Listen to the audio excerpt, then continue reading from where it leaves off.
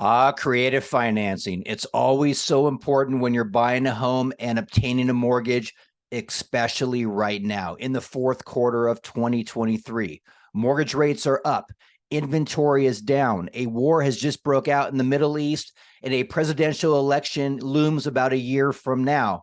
Market speculation is across the board, and a lot of home buyers are stuck in that paralysis through analysis, which I understand and respect. Today, I'm going to give you a creative financing option that is based entirely on economic logic and mathematics. Let's go ahead and share my screen right now. Begin with a couple of legal disclaimers to keep our compliance folks happy. My name is Jason Gordon. I'm a residential mortgage specialist. My NMLS ID is 259027. Let's talk about mortgage rates. Over the last 10 years, you can see this chart.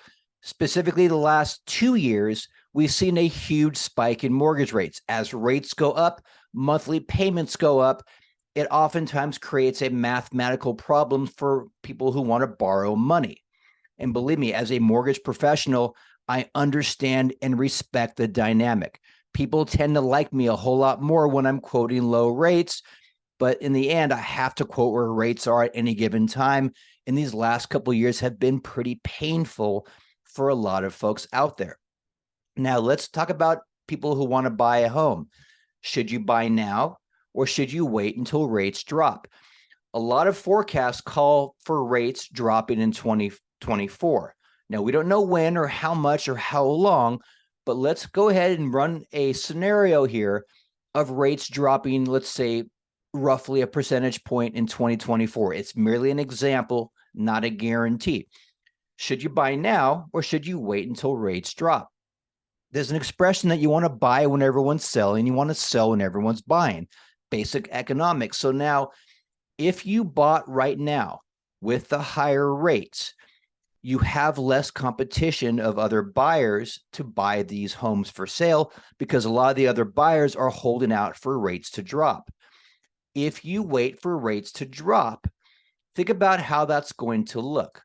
Rates start coming down, the media gets hold of the news and starts broadcasting lower and lower rates.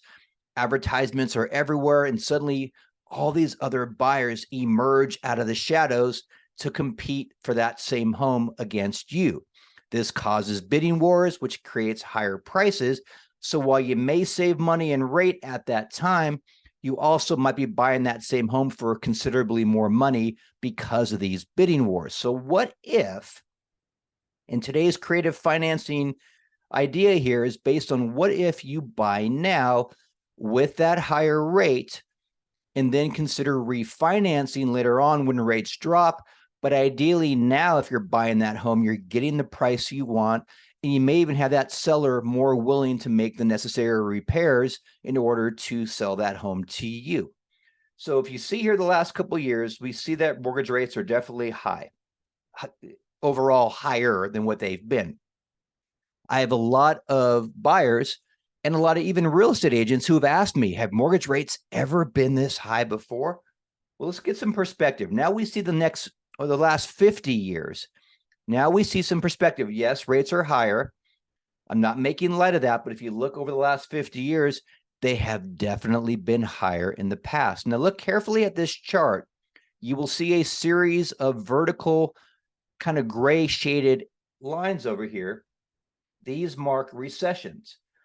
Look carefully at what mortgage rates do during the recessions and immediately after the recessions. They almost always drop down, and sometimes pretty considerably. We all believe that a recession is imminent. And so if indeed a recession comes, we believe that's going to cause mortgage rates to drop, which is part of the logic behind today's creative financing idea. How about the Fed?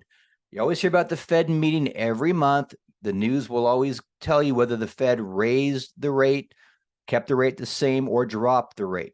Now, the rate the Fed is manipulating is called the federal funds rate. It's not the 30-year fixed mortgage, but there is a ripple effect connection between the two. Now, if you look here, you see a lot of green areas here of pretty much just flatlining federal funds rate, most recently during the pandemic. But look at the yellow area. Look what happened over the last 17 months. We've had 11 rate hikes so far for a combined total of 5.25%. These are historical increases in the federal funds rate. The reason for these changes is because the Fed is trying to lower inflation, and raising the federal funds rate is designed to bring that inflation down. Now, inflation is the mortal enemy of mortgage rates. So as inflation goes up, mortgage rates go up, which kind of makes sense. If you look at the previous screen versus this one, we see what's been happening over the last couple of years. Everything seems to be going up. Now, if the Fed is successful, and we believe that these recent hikes are going to cause inflation to drop, we're already starting to see signs of it peaking out and starting to come down. If it does what we think it's going to do, lower mortgage rates are imminent for 2024. Let's talk about a creative financing strategy we're doing for some of our buyers right now. Now, as I go ahead and explain this idea to you, a couple of disclaimers. There's not a one size fits all for every buyer out there. There's different timelines, different strategies that are being incorporated, and not every buyer gets the same rate quote, and rates are constantly in flux. So we lenders typically have no less than 20 rates on a Fannie Mae 30-year fixed rate sheet. The way it all works with every lender, no matter how they advertise, is the lower the rate, the higher the fee and closing cost, and vice versa. The lower the fee, the higher the rate. So right now, we are forecasting people who are buying homes right now are getting, we'll just call it loan number one to buy the home. If and when they refinance, they'll get loan number two to pay off loan number one, and loan number two would have lower rates to justify the refinance to begin with. So if you look at this program here, this particular client, and I'm not going to go over all the different credit scores and property types and ownership and whether they paid points. In this particular case, the day we locked them in, the rate was 7.75%, 30-year fixed. That is the note rate for the whole 30-year term. This kicks out a principal and interest payment of $53.0145.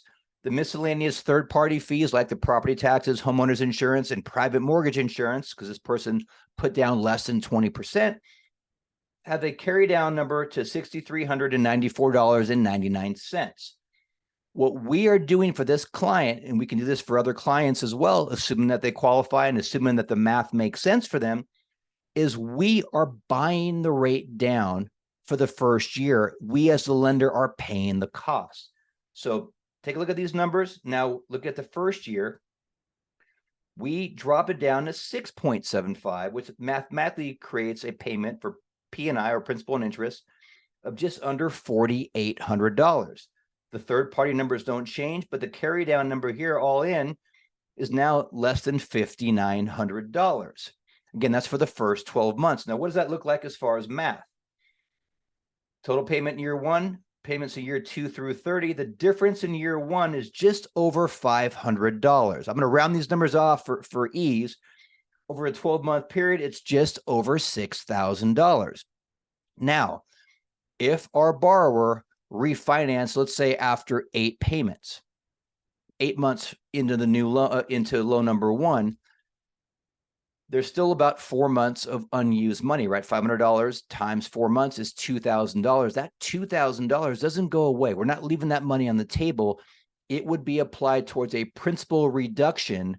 When we get the payoff quote for loan number one, it's going to be $2,000 less when we do loan number two. So we don't lose that money on these programs.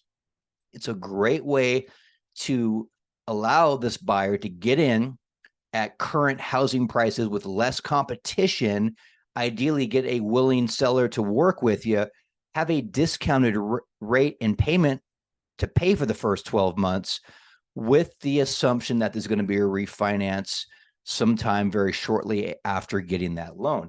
Now, that's part one of the creative financing strategy. To carry that to the next level, the company I work for, CMG Home Loans, has what's called a rate rebound program, where if we're doing loan number one and under certain conditions of minimum payments being made and whatever have you, with loan number two, we are significantly reducing the closing costs. We're not charging lender fees. We're not charging an appraisal fee.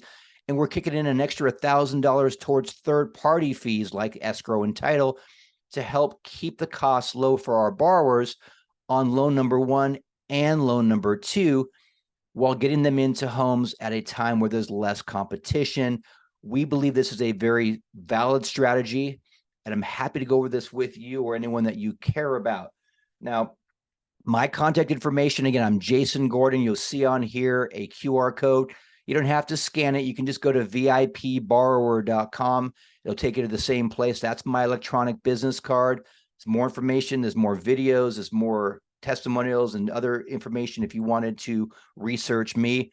But I highly, highly recommend, if you are a home buyer or a professional working with home buyers, that you look very carefully at these options, because it's all based on economics and it absolutely makes sense. I want to thank you very much for your time. I hope this helps, and I hope to speak with you soon. Take care. Bye.